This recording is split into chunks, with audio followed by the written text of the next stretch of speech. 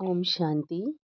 आइए सुनते हैं आज 22 जनवरी 2026 की साकार मुरली से प्रश्न उत्तर। प्रश्न 1। संगम युग पर राजाई का तिलक प्राप्त करने की मुख्य शर्त क्या है? उत्तर। सदा आज्ञाकारी और वफादार रहना। जो बच्चे फरमान बरदार रहते हैं उन्हें ही राजाई का तिलक मिलता है। प्रश्न 2। बाप ने बच्चों को रोजाना क्या चेक करने और कौन सा रजिस्टर रखने की शिक्षा दी है? उत्तर। बाप ने पढ़ाई और दैवी कैरेक्टर्स का रजिस्टर रखने को कहा है। रोज चेक करना है कि हमसे कोई भूल तो नहीं हुई। प्रश्न 3।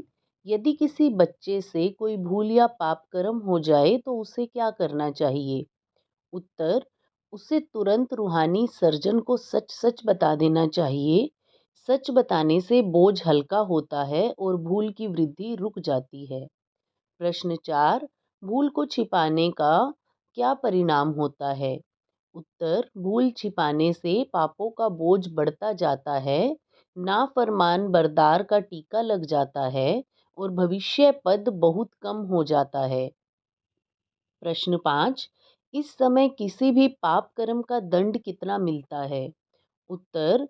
इस समय कोई भी पाप कर्म करने से उसका 100 गुना दंड मिलता है। प्रश्न 6। बाप बच्चों को कौन सी मुख्य स्मृति दिलाते हैं? उत्तर। बाप स्मृति दिलाते हैं कि तुम बच्चे योग बल के आधार पर कलप कलप विश्व के मालिक बनते हो और तुमने ही दैवी गुण धारण किए थे। प्रश्न 7। जगना और सोना का रूहानी अर्थ क्या है? उत्तर। अपने को आत्मा समझकर बाप को याद करना जगना है और देह अभिमानी बनकर माया की नींद में रहना सोना है। प्रश्न 8। पुरानी दुनिया से वैराग्य क्यों और कैसा होना चाहिए? उत्तर। यह दुनिया अब खत्म हुई पड़ी है, इसीलिए इससे कोई आसक्ति या लव नहीं रखना है। पूरी दुनिया से बेहद का वैरागी और निर्मोही बनना है। प्रश्न 9। बाप के समान बनने के लिए बच्चों में कौन सा मुख्य गुण होना चाहिए?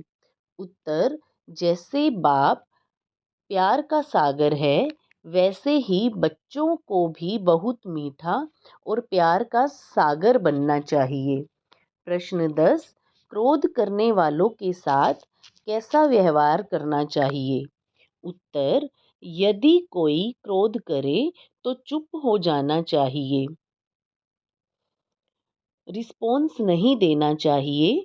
क्रोध करना आसुरी गुण है जो पद भ्रष्ट कर देता है। प्रश्न 11। यज्ञ की चोरी के बारे में बाबा ने क्या चेतावनी दी है? उत्तर। परमात्मा के यज्ञ की चोरी करना सबसे महान पाप है। ऐसा करने वालों की बहुत अधम गति होती है। प्रश्न 12।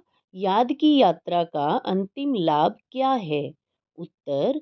याद की यात्रा ही हमारा बेड़ा पार करती है और हमें कलयुग के पार शिवालय में ले जाती है। प्रश्न 13। इस पढ़ाई का मुख्य उद्देश्य क्या है? उत्तर।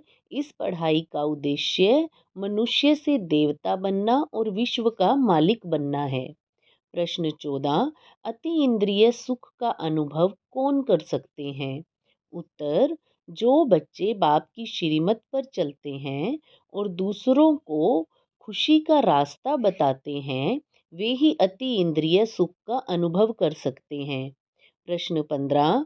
माया की कीचड़ और समस्याओं से परे रहने की युक्ति क्या है?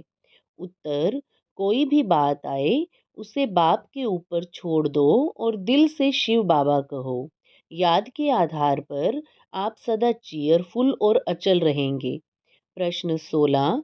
बंधन मुक्त और जीवन मुक्त स्थिति बनाने के लिए क्या करना होगा?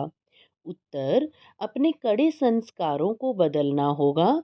यदि कोई बंधन डालता भी है तो घबराने के बजाय अपनी पुरुषार्थ की फोर्स बढ़ानी चाहिए और युक्ति से स्वयं को मुक्त करना चाहिए। हर रोज की मुरली से प्रश्न उत्तर सुनने के लिए चैनल को सब्सक्राइब करें और बेल आइकन ज़रूर दबाएं। वीडियो को दूसरे भाई बहनों के साथ शेयर ज़रूर करें। ओम शांति।